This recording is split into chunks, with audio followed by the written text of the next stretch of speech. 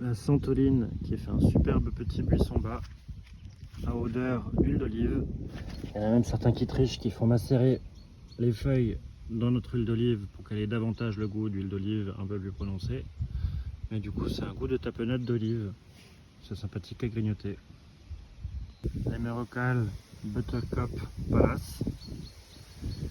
Elle a vraiment été travaillée aussi pour être mangée. Donc cette belle fleur jaune beurre a aussi un parfum un peu beurré comme ça. Elle se mange en salade, elle est rigolote, elle est sympathique avec un bon croquant. Le feuillage quand il est assez jeune, vous pouvez aussi le manger. Quand il est jeune, parce que sinon il est un peu difficile à mâcher. Donc quand c'est les jeunes pousses de sortie du printemps, c'est sympathique. Et là du coup, il y en a tout plein de quoi faire des belles salades. La sauvage jaune, la fulva, c'est l'Emerocale fauve, la version sauvage. C'est pareil, la feuille se mange là quand elle est toute jeune. En Asie, ils les cultivent justement pour les manger en salade. Hein. C'est pas du tout une plante ornementale là-bas. Elle est vraiment comme un légume. Et les fleurs se mangent également en salade. La belle campanule lactiflora, je trouve très élégante. Les abeilles et les papillons, ils adorent ça. Elle est déjà assez haute. Petit à petit, il y en aura de plus en plus. C'est ça qui est génial avec ces espèces de nos anciens jardins de grand-mère. Elles sont increvables, ne font que pousser et donnent vraiment une touche de couleur très agréable au jardin. Le chrysanthème maximum double ou grande marguerite version double. Pareil, c'est une superbe touche au jardin. Une grande générosité. Là, vous voyez, une mouche abeille. De toute façon, il n'y a pas de secret. Hein. Si vous voulez des abeilles, des papillons, des mouches abeilles, tout ça dans le jardin, il faut mettre les bonnes vieilles plantes de grand-mère. Oui, petite coccinelle. Faut pas oublier les anciennes variétés. Comme disait l'autre, c'est dans les vieux pots qu'on fait les meilleures confitures. Et ben, c'est avec les vieilles variétés qu'on sauve notre jardin et qu'on a plein de vie. Les beaux œillets de poète, pareil. Les fleurs, vous pouvez les mettre dans vos salades. Et cette belle variété de grand-mère est adorée des papillons. Ils sont constamment en train d'aller dessus pour la butiner. Très facile à vivre. On c'est bisannuel, la première année vous avez des feuilles comme ça. La deuxième année ça fleurit, ça monte en graines, ça retombe. Et du coup si vous la semez 2 années de suite, après il y a un roulement qui se fait tout seul. Sauge aussi officinale tricolore. Elle ne fleurit pas, mais elle fait une belle touche de couleur dans le jardin. Et je l'utilise en tisane, pareil comme la sauge classique officinale. Très bonne quand on a des maux d'estomac.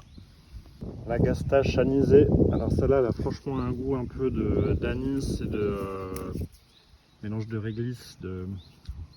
Moi, ça me fait un peu trop penser à un produit de nettoyage au niveau de l'odeur, mais elle est consommable pour ceux qui aiment. Vous pouvez la mettre dans vos salades, voire des tisanes.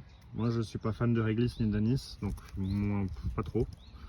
Mais ça fait une belle touche. Elle est comestible. Les papillons et les abeilles adorent ça. Là, il y a un gros fenouil bronze. Même principe que le fenouil vert classique. C'est juste qu'il a une belle teinte un peu cuivrée qu'on voit pas forcément sur la vidéo, mais c'est vaporeux comme ça et une grande élégance. Et constamment couvert de chenilles de macaron qui sont déjà au stade de chrysalide en attente de devenir de superbes papillons. Si j'ai l'occasion, je vous en filmerai en train de sortir du cocon. Mais là, du coup, ça dépend si j'arrive à l'heure ou pas. Ça, c'est une sorte de rhododendron nain, le ledum, le thé du Groenland, qui était utilisé par les natifs américains du Groenland dans tisane.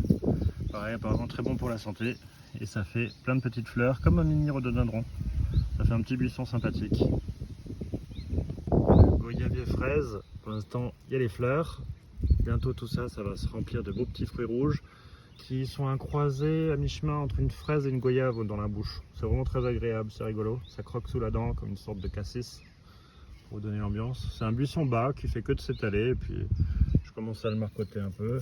Je mets des racines dans la terre qui prennent racine, du coup je pourrais couper et en mettre ailleurs encore. Assez facile à vivre. Groséa macro, pas encore tout à fait mûr, mais absolument rempli de fruits.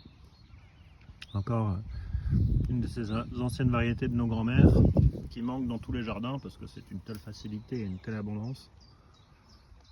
La menthe coque, c'est avec elle qu'ils font l'alcool, la chartreuse. Bon là je ne fais aucune tisane avec parce que je crois qu'il y a tout un procédé pour que ça devienne de l'alcool et que ce soit potentiellement comestible. Par contre l'odeur est vraiment sympathique, ça débouche le nez, c'est un plaisir. Enfin moi je trouve que l'odeur est franchement sympathique. C'est une tanésie. Et au jardin ça fait une superbe touche de couleur. Encore une des plantes de grand-mère qui manquent dans les jardins. L'ail chevelu des vignes, que je trouve d'une grande originalité. Une superbe touche punk au jardin. Pareil comestible, hein. Tous les ails, toute la famille des alliums, hein, poireaux, ail, oignons, ciboulette, tout ça, ça se mange, c'est pas toxique. Donc c'est de la famille de l'ail. Et on a toujours cette odeur caractéristique de la famille de l'ail. Et ça met une jolie présence au jardin. L'ail a tétron en démarrage dans le jardin. Alors ça, dès que ça va fleurir, ce sera ce beau violet brun sur toute la fleur. Les abeilles et les papillons en sont absolument dingues. Du moment que ça démarre, après ça n'arrête plus. Ça va être un vrai balai aérien. Puis ça fait à peu près quoi, 80 cm de haut. Mais c'est vraiment un plaisir pour les yeux. Mandarinier Satsuma qui était en fleurs en début d'année, et ben là, du coup, les petites mandarines démarrent. Et il va pas trop mal en fait, il me fait des nouvelles feuilles. Moi j'aime bien foutre la paix aux plantes et qu'elles se débrouillent un peu seules pour qu'elles tiennent le coup quoi. Pas faire un prématuré qui a constamment besoin d'aide. Et du coup ben, il s'installe doucement. Donc le mandarinier Satsuma qui du coup a des petites mandarines. On verra s'il les avorte ou s'il y aura les premiers agrumes. Bretons. Ou il y en a peut-être déjà, j'en sais rien, mais en tout cas chez moi. Là il y a le thym citron, c'est merveilleux en tisane, une vraie merveille. Décrotte aussi les bronches. Et vert toute l'année, donc une sorte de médicament au jardin toute l'année. Et le chat. Buddleia classique, forcément quand on aime autant les papillons, on aime bien les voir danser tout autour. Les belles fleurs du lys de la Madone, avec un olivier couvert de fleurs juste derrière. Les fleurs du lys de la Madone, lys candide, c'est comestible. Sedum spectabile. Et ben du coup ça va faire comme un plateau de fleurs plutôt roses ou rouges, des fois un peu blanc en fonction de la variété. C'est un sedum, bon en hiver il disparaît complètement, après il redémarre de la base, mais là en pleine saison vous coupez, vous foutez en terre, ça reprend racine, et par contre il est comestible, on peut le croquer, on peut le manger. Moi je suis pas forcément fan, après chacun ses goûts, mais en tout cas c'est comestible, il y en a qui peuvent l'aimer en salade. Le sedum spectabile. Celui-là c'est le Sedum spectabile Carmen. Il aura une jolie petite teinte rose et vraiment très généreux. Généreux au point où il y a 4-5 touffes. À force qu'on divise et que ce soit tellement facile à vivre. La chimée millefeuille, la sauvageonne, dont les feuilles peuvent s'utiliser, les fleurs aussi, enfin elle est comestible. Hein. On peut la mettre pour aromatiser un plat, boire en tisane. Elle a même ses propriétés médicinales. Les papillons, les abeilles, les bourdons, tout le monde adore ça. Pourquoi s'en priver? C'est tellement élégant. L'épinard grimpant. Alors ça c'est un épinard qui a jamais, qui est vivace. On se sert juste la quantité dont on a besoin pour faire une poêlée d'épinards entre guillemets. Elle se mange, elle est là tout le temps, elle est facile à vivre. Des jolies petites fleurs. Sympathique. Le muflier géant. Et ben du coup ça aussi moi je mets les fleurs là dans les salades. Le chou de Daubenton, bon il a morflé parce qu'il y a eu ces saloperies de papillons blancs qui sont venus me défoncer les feuilles. Donc comme dit, hein, il a fallu que je les récolte pour les donner aux poules. Saloperie de papillons blancs. Mais sinon il tient le coup. Et il faut le bouturer régulièrement parce qu'un pied vit généralement quoi 3-4 ans, voire 5 ans. Du coup si on coupe et qu'on bouture et qu'on coupe et bouture, et ben on a constamment notre petit buisson de choux, chou de Daubenton. Chou d'Ambanton, pardon, dont on peut consommer, prendre la quantité de feuilles qu'on a besoin pour faire un pot-au-feu et cuisiner. Et on a toujours le chou au jardin, sans devoir se taper l'énorme boule en entière. La crème maritime, pareil, on utilise ça comme le chou. On prend la quantité dont on a besoin dans la potée, on cuisine comme un chou, totalement comestible. Ça revient chaque année de plus en plus grand, facile à vivre.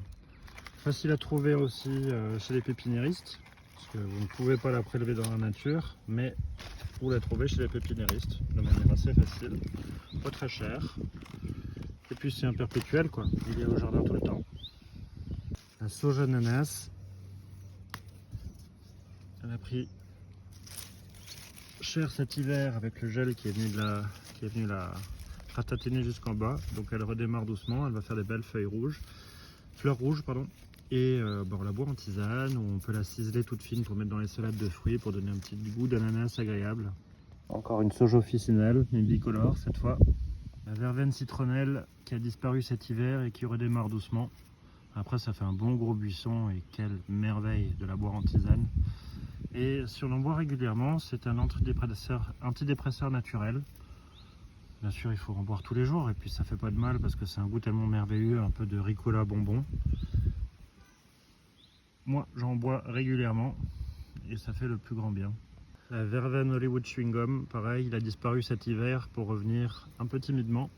Ça fera aussi un bon gros buisson. C'est une verveine qui du coup a le goût d'Hollywood Chewing Gum en tisane, c'est super sympathique. Et voilà, moi je la consomme régulièrement aussi en tisane. Les tisanes, effectivement, moi je prélève ça frais dans le jardin et je la bois directement fraîche. Je fais rien sécher avant de consommer. Je mets la plante telle quelle avec de l'eau frémissante et je la bois. Dans le jardin, petit à petit, je vous ferai des vidéos sur différentes sortes de menthes. Là, par exemple, c'est la menthe rouge américaine. Et j'ai une trentaine de variétés de menthe, de couleurs et de formes différentes. Allant du parfum, des fois, d'une menthe classique, d'une menthe poivrée, voire de citron, voire de fraise tagada, voire de baie rouge. Il y en a une qui a franchement le goût de la liqueur de cassis, avec toujours le fond d'arrière-goût de menthe. C'est très surprenant, c'est rigolo. En tisane, c'est des petites merveilles. Et dans les salades de fruits, quand c'est ciselé tout fin, ça rajoute vraiment une originalité sympa. La sauge rutilance, pareil, elle a pris cher cet hiver. Ils appellent ça aussi sauge orange, ça a un arrière-goût un peu d'agrumes. Et c'est une jolie sauge, mais qui redémarre de la base. Donc je pense dans 2 mois, quand il y aura plus de feuilles, plus de tiges et que ça formera un buisson bien dense, ça aura un meilleur aspect. Mais c'est pareil en tisane ou dans les desserts. Là, il y a la mélisse. Mais sauf que ça, c'est la mélisse qui s'appelle mélisse orange. Alors, un petit arrière-goût d'agrumes, je trouve que c'est très fade. C'est quand même loin de la mélisse classique qui, elle, franchement, a un parfum de citronnelle très prononcé et très agréable en tisane. Ça, c'est un peu léger, c'est sympathique. C'est pas non plus fort en goût, quoi. Et elle est remplie de petites fleurs. Moi, j'aime bien toute cette vieille variété au jardin parce que, du coup, ça profite à tout le monde, aux abeilles, aux papillons, aux coccinelles, et du coup à moi avec les tisanes et les desserts et tout ce qui s'ensuit. Mon pot de colle quand je suis au jardin. Apios americana, c'est la glycine tubéreuse. Ça fait des fleurs qui ressemblent à la glycine, plus petites, sans odeur. Et ça va faire un beau tubercule comme une patate. Moi, je dois lui trouver un meilleur support que ça. Mais ça fait un tubercule comme une patate, qu'on peut manger comme les patates. Ça vient des États-Unis, les Amérindiens le mangeaient. Très facile à vivre, hein. Du coup là, vous avez vu, même sans support, ça court au sol. Ça ne demande qu'à y aller. Une coque lourde en mutation rose clair et blanche. Mon jardin, c'est une pure merveille. Une pluie. Les abeilles et papillons adorent ça. Une des plantes de nos grands-mères. La rose trémière. Pareil, on mange les fleurs, on mange les feuilles comestibles. Quand, après la fleur fait un bouton de graines, eh ben on peut le manger. Et du coup, vu que j'ai des problèmes de chevreuil, eh ben, ils me détruisent tout. C'est une calamité cet animal. Et le Phlox paniculata, pareil, on peut déguster les fleurs. Après, si vous avez des allergies, ne rendez pas les autres responsables de vos allergies. Surveillez vos allergies avant de manger les choses. Moi, j'ai pas d'allergie, j'y vais et je suis pas tombé malade et tout va bien.